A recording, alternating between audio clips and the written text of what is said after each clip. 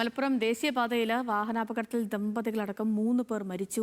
Innova car നിർത്തിയിട്ട ലോറിയിൽ ഇടിച്ചാണ് അപകടമുണ്ടായത്. മരിച്ച 3 പേരും തൃശൂർ സ്വദേശികളാണ്. ശാന്തകുമാർ വെള്ളാലത്ത് വിവരങ്ങളുമായി ചേരുന്നു. ശാന്തകുമാർ, വളരെ സങ്കടമുള്ള വാർത്ത, വിവരങ്ങൾ എങ്ങനെയാണ്? ദുഃഖകരമായ വാർത്ത തന്നെയാണ്. ഇന്ന് അർദ്ധരാത്രിയിൽ 12 മണിയോട് കൂടി തന്നെയാണ് ഈ അപകടം ഉണ്ടാകുന്നത്. നല്ല മഴയുണ്ട്.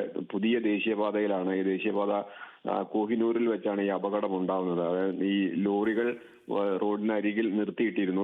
ലോറികൾ സാധാരണ നിർത്തിയിടുന്ന ഒരു സ്ഥലമാണ് ഈ കോഹിനൂരിന്റെ ഒരു ഭാഗം.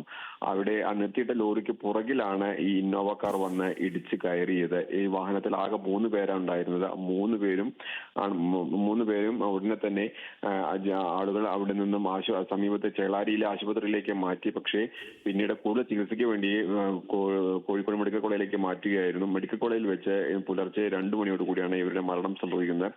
ഈ തൃശൂർ സ്വദേശികളാണ്. തൃശൂർ പന്നിത്തടം സ്വദേശിയായാണ് ഷഹീദിന്റെ ഭാര്യ ഷഹീനയുടെ അമ്മാവന്റെ മകൾ ജഹാന. ഇവരെ 3 പേരാണ് മരിച്ചിട്ടുള്ളത്.